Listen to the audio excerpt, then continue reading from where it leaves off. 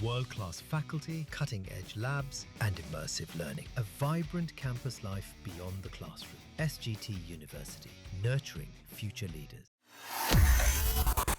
पूर्णिमा में रजीगंज पंचायत के टेटगामा आदिवासी टोला में हाल ही में एक ही परिवार के 5 लोगों को डायन के आरोप में जिंदा जला दिया गया।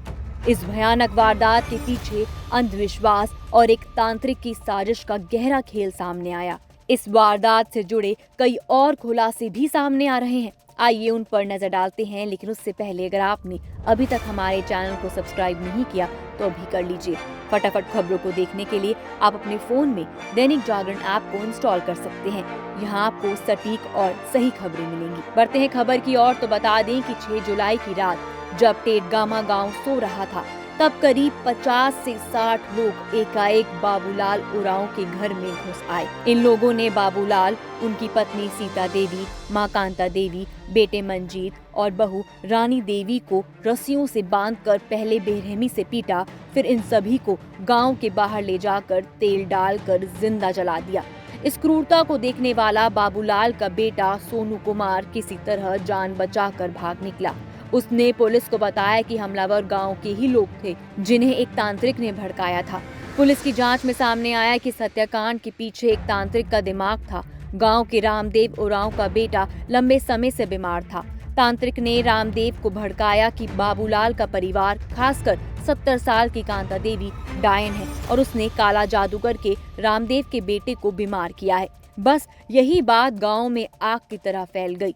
गुस्साए ग्रामीणों ने 4 घंटे तक पंचायत की और फिर बाबूलाल के पूरे परिवार को मौत की सजा सुना दी। इस वारदात को और छिपाने के लिए गांव के मिट्टी माफिया नकुल उरांव ने 40,000 रुपए में एक ट्रैक्टर ट्रॉली किराए पर मंगवाई। नकुल और उसके साथी ने 5 अधजले शवों को ट्रैक्टर पर लाद कर करीब 1 किलोमीटर दूर एक ईंट भट्टे के पास ले गए।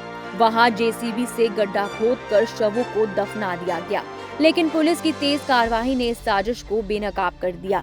नकुल उरांव को गिरफ्तार कर लिया गया है और उससे पूछताछ में कई अहम खुलासे हो रहे हैं। आपको बता दें कि मामले की गंभीरता को देखते हुए आधा दर्जन थानों की पुलिस और 2 डीएसपी की अगुवाई में एक विशेष टीम बनाई गई है। श्रवान दस्ते की मदद से पुलिस ने उन अधजले शवों को पोखर के पास से बरामद किया है।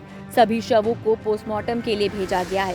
पुलिस ने अब तक नकुल उरांव सहित 2 लोगों को हिरासत में लिया है और 23 नामजद और 150 अज्ञात लोगों के खिलाफ मामला दर्ज किया गया है। लेकिन गांव वालों का सहयोग न मिलने से जांच में मुश्किलें आ रही हैं। इस घटना के बाद टेटगामा गांव पूरी तरह वीरान हो गया है।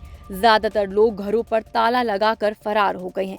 गांव की गलियों में सिर्फ पुलिस की गश्त और मातम का सन्नाटा है। चश्मदीद सोनू कुमार की गवाही से पुलिस को कई अहम सुराग मिले हैं और अब तांत्रिक सहित बाकी आरोपियों की तलाश तेज कर दी गई है। आपको बता दें कि यह घटना पूर्णिया के इतिहास की सबसे क्रूर घटनाओं में से एक है। मशहूर लेखक फणीश्वर नाथ रेणु ने अपनी रचनाओं में पूर्णिया के गाँव में फैले अंधविश्वास को दिखाया था, लेकिन उनकी किसी कहानी में इतनी बड़ी त्रासदी का जिक्र कभी नहीं मिला। ये घटना उस पूर्णिया के लिए कलंक है जो अब विकास की राह पर बढ़ रहा है। गांव में शिक्षा का स्तर बेहद कम है, बच्चे स्कूल नहीं जाते और परिवार वालों को भी इससे कोई फर्क नहीं पड़ता। इस अंधविश्वास ने न सिर्फ एक परिवार को खत्म किया, बल्कि पूर्णिया की छवि को भी दागदार कर दिया है। वैसे बिहार और झारखंड में डायन बिसाही के नाम पर हत्याएं कोई नई बात नहीं है। झारखंड में पिछले 20 सालों में ऐसी करीब 1800 हत्याएं हो चुकी हैं, यानी हर तीसरे दिन एक हत्या। बिहार में भी रोहतास और जमुई जैसे जिलों में ऐसी घटनाएं हो चुकी हैं। पूर्णिया में पहले भी डायन के नाम पर 2 लोगों की हत्या हुई थी, लेकिन 5 लोगों को एक साथ जिंदा जलाने की ये पहली घटना है। पुलिस इस मामले में तांत्रिक और बाकी फरार आरोपियों की तलाश में छापेमारी कर रही है, लेकिन बिहार की कानून व्यवस्था पर कई सवाल उठ रहे हैं। क्या ये सिर्फ अंधविश्वास की सजा थी या इसके पीछे जमीनी विवाद भी हो सकता है, कोई साजिश हो सकती है? इस बारे में आपको क्या लगता है? अपनी राय हमें कमेंट सेक्शन में जरूर दें।